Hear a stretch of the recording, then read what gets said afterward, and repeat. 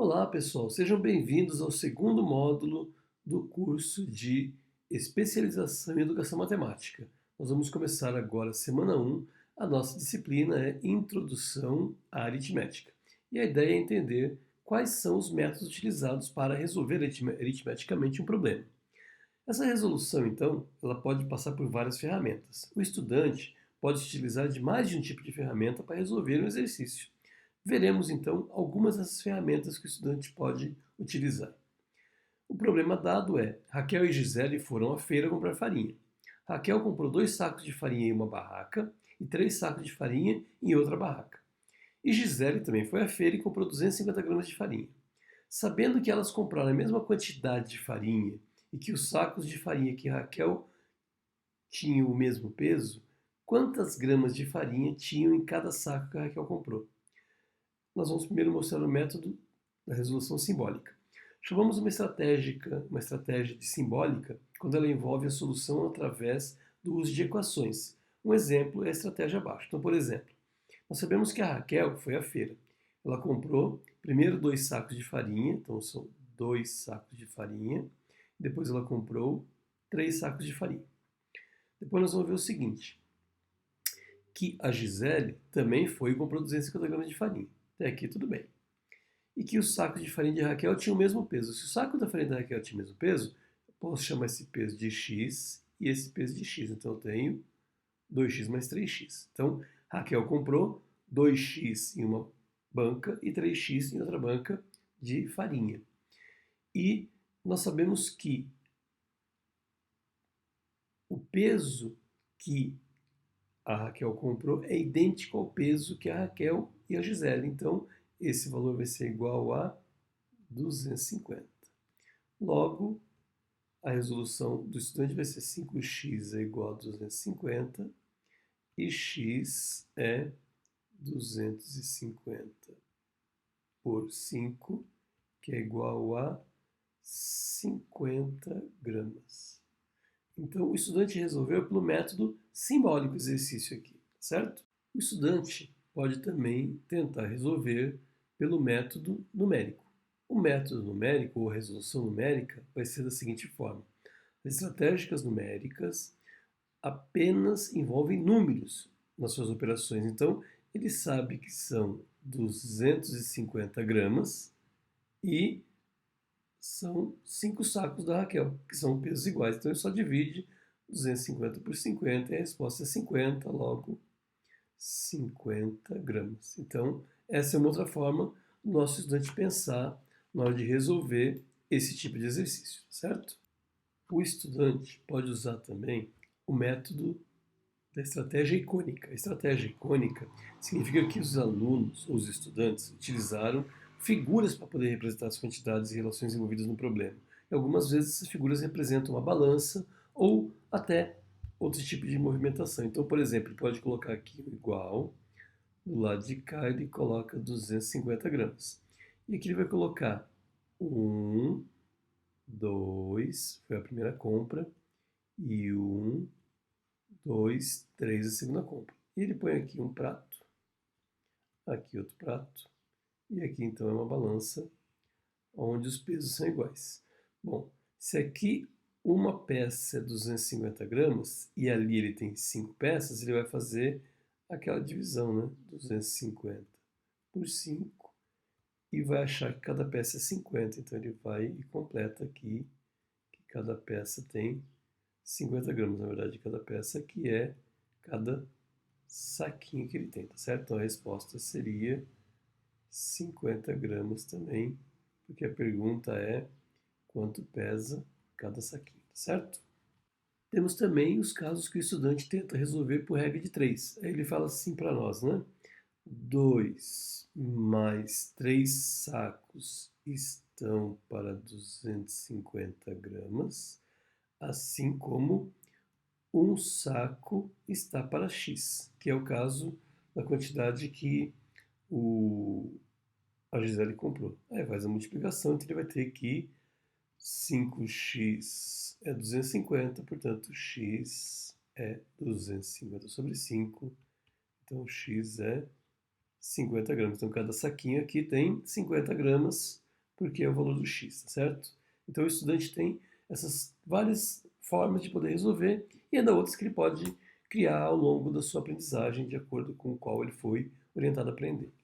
Então a ideia é que nós possamos resolver alguns exercícios do que são apresentados agora, utilizando esses conhecimentos.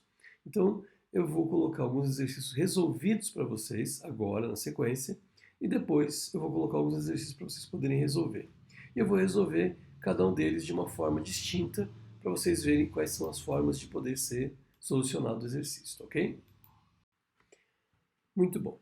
Então vamos começar aqui pelo primeiro. O primeiro exercício nosso aqui, ele fala assim: um evento anual de música em 2 anos teve um aumento de público de 56%. No primeiro ano foi de 20%. Qual foi o percentual de aumento do segundo ano? Bom, ele está dizendo o seguinte: em 2 anos foi de 56%. Então, se eu tinha um exemplo aqui, 100 pessoas, no final de 2 anos ele foi para 156, porque aumentou 56%.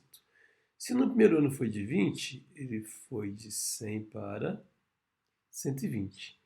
Quanto que seria, então, esse percentual do segundo ano? Bom, é só pegar aqui os 156 e tirar 126, vocês vão ter que o aumento foi de 36%. Só que ele foi de 36% com referência a que ano?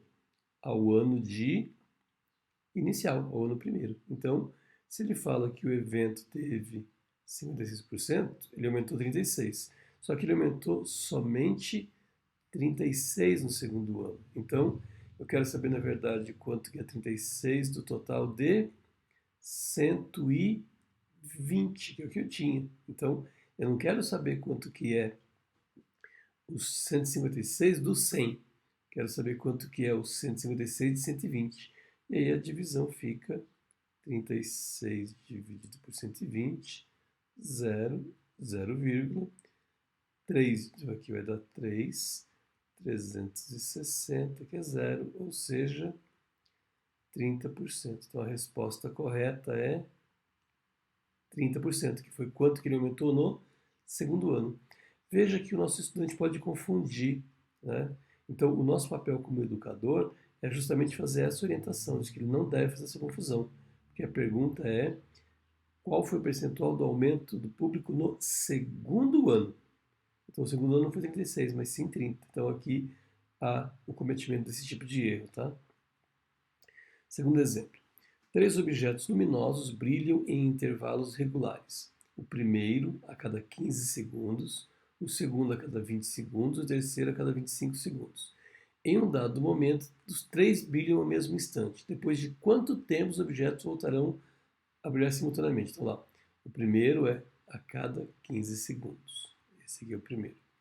O segundo é a cada 20 segundos. E o terceiro é a cada 25.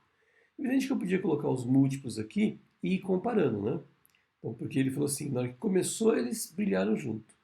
Quanto tempo depois é que eles vão brilhar juntos de novo? Se eu pegar o próximo passo aqui, ó, é 30. Aqui é 40. Aqui é 50. O próximo aqui é 45. Aqui é 60. Aqui é 75. O próximo aqui é 60. O próximo aqui é 80. O próximo aqui é 100. Então veja que aqui, ó, nesse 60, os dois brilharam juntos, mas esse aqui não brilhou. Você continuando, você vai obter aqui 75, depois você vai ter 90, depois você vai ter 105 e assim por diante. Ou seja, eu posso continuar indefinidamente. Mas o correto aqui, a orientação é para tirar o mínimo múltiplo comum ou máximo divisor comum. Nesse caso aqui, eu coloco todos esses valores, né? 15, 20 e 25. E aqui eu teria o mínimo múltiplo comum entre eles. Então, ó, se eu dividir primeiro por 2, 15, 10, 25. Depois por 2 de novo, 15, 5, 25. Depois por 3, 5, 5, 25, depois por 5, 1, 1 e 5, depois por 5 novamente, 1, 1 e 1. Então, o mínimo múltiplo comum aqui seria 2 vezes 2, 4, 4 vezes 3, 12, 12 vezes 5, 60, 60 vezes 5, 300. 300, ou seja, eles vão estar juntos a cada 300 segundos. Mas quantos são 300 segundos? Se cada minuto tem 60 segundos, né? 1 minuto são 60 segundos. Olha lá a regra de 3 aqui, né? Quantos minutos são 300 segundos? Multiplicando aqui, eu vou ter que 60x é 300, logo x é 5. Então, vão ser 5 minutos. Resposta correta, letra C. Tá vendo? Então veja que nós exploramos vários conceitos aritméticos em um mesmo problema. E por último exercício, então, o vazamento de uma caixa d'água goteja 5 vezes a cada 30 segundos, admitindo-se que as gotas sempre tenham o mesmo volume e que seja igual a 0,5 ml, determine o volume de água que vaza em um dia. Então, a primeira coisa que eu quero saber, em um dia, quantos segundos tem? Porque eu preciso saber quantos 30 segundos tem, na verdade, né? Então, para saber quantos 30 segundos eu tenho que fazer o seguinte. 1 minuto tem 30 segundos, certo? Então, a cada minuto eu tenho 30 segundos. Cada 30 segundos goteja 5 gotas, então eu tenho em 1 minuto 2 vezes 5 gotas, eu tenho em 1 minuto 10 gotas. Quantos minutos tem uma hora? 60. Então, em 60 minutos, quantas gotas vão cair se em 1 minuto caem 10 gotas? Multiplicação aqui, né? X é igual a 600, tá vendo? Regra de 3.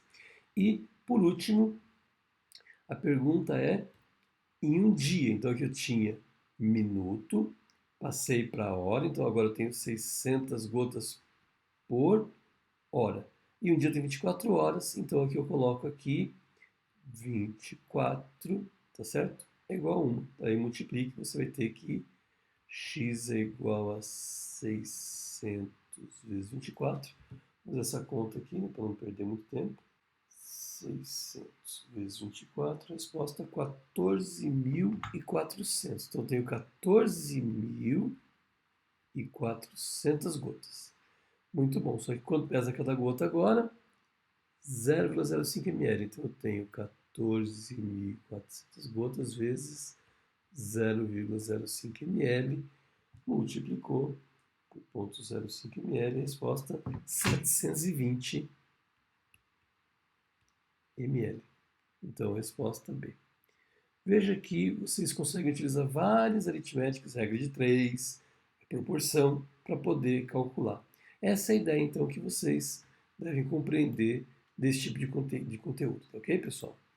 A lista de exercícios está disponível na plataforma e também os exercícios para vocês fazerem. Então, a ideia é que vocês vão fazer 2 exercícios conceituais, lendo a dissertação que eu coloquei para vocês do Wellington, onde fala do Mário Casasanta, é um mineiro, tem um colégio em Urufina aqui do nosso lado, que o nome do colégio é ou Escola Estadual Professor Mário Casasanta, então em homenagem a ele também.